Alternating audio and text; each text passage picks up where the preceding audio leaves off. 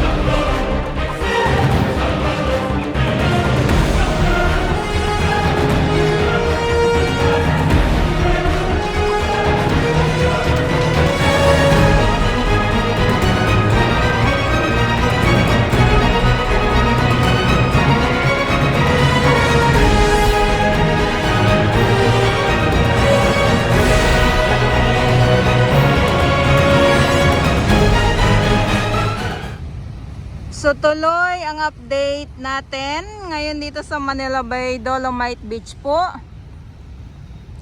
Nasa phase 2, nasa dulo ako nitong Dolomite Beach po. At ito naman yung mga nasa sako na nakolekta ng ating mga warriors. At hanggang doon po yan. So hahakutin po ng truck yan. Kita nyo yung yung loob. Ayan o. Dito sa Dalampasigan.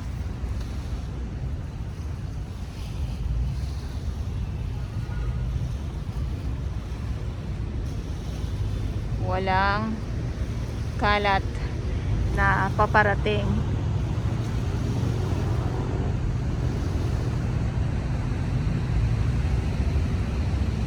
Okay, so galing na ako dyan. Tapos maglakad tayo papunta dito sa may entrance.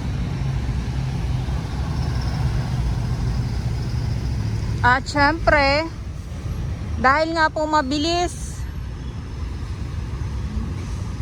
masimot or nawala ang mga kalat dito sa loob ng Dolomite Beach or dito sa Manila Bay, yun yung iniwan ni Bagyong Uwan. So maraming salamat sa ating mga volunteers, sa ating mga warriors ng Manila Bay, Estero Rangers ng DENR, MMDA, DPS Mandaragat doon sa Manila Yacht Club, at yung ating mga Coast Guard, mga kapulisan, mga security guard na naglilinis, at yung ating Dole Tupad po.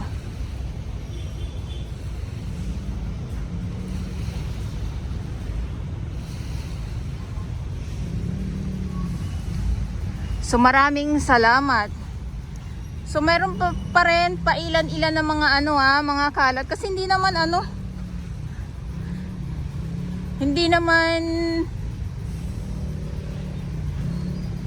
Di naman isang linisan talagang todo di simot. Meron katulad niya nakikita ninyo. Ay ano na lang po yan. Madali lang naman na po yan. Pero hindi yung tulad talaga ng tambak. Tapos itong trash boom. Update ko lang po kayo dito sa trash boom ha. Hindi ko alam kung ito ay aalisin ba or ilalagay muli sa dagat. Kasi itong trash boom ay pangharang po ito sa mga kalat na yun nga ay hindi na nga po na ibalik. Malaking tulong din po itong trash boom na ito. Yun nga lang, so hindi na po siya naibalik. Kaya andito siya talaga sa ano, nasa taas siya.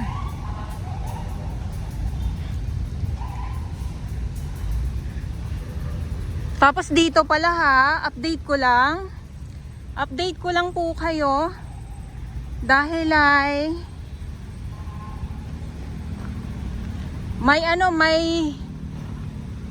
may malawakang rally or malakihang ayan, so sa ating mga kababayan ha, ingat po ang lahat, lalo na sa pupunta sa sa Luneta. Kaya eto ngayon, ako naman ay nag-update naman po ngayong araw sa inyo dito sa Manila Bay, araw ng Friday at November 14, 2025. So wala na po yung mga kalat dito.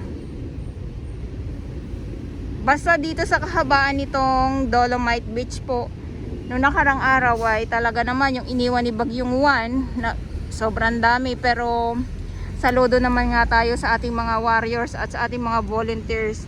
Tulad nga ng binabanggit ko, iba talaga pag tulong-tulong sa paglilinis, madali mawala ang kalat at mabilis malinis din po. Kasi kung hindi po talaga magtutulungan sa paglilinis ay wala, hindi po natin makikita na ganito. Ang bilis lang. Ang ating mga warriors, ang ating warriors ng DENR, Terror Rangers ng DENR, ayan, nandyan sila. So sila ay hanggang alas 5 po sila.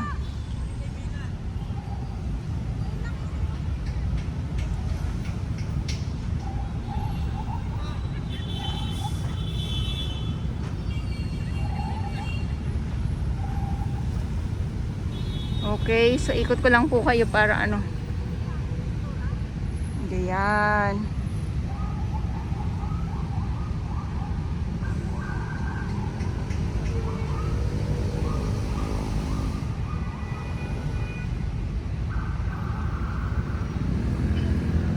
Akala nyo yung view nasa ano kayo no, nasa ibang bansa. Yung pala nasa Manila Bay Dolomite Beach lang po. Manila Bay Dolomite Beach lang po tayo.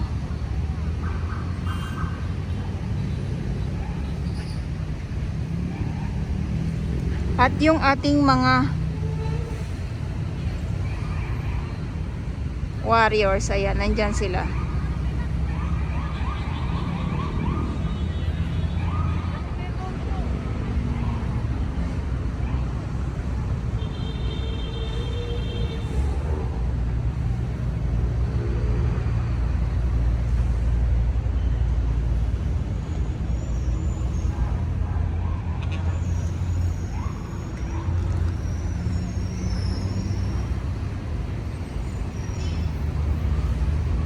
Kailangan yung mga paparating na mga iilan na mga kalat, ayan po ay talagang todo simot po ang ating mga warriors. So Terror Rangers ng DNR po sila, ulitin ko lang po hanggang alas 5 ng hapon po sila.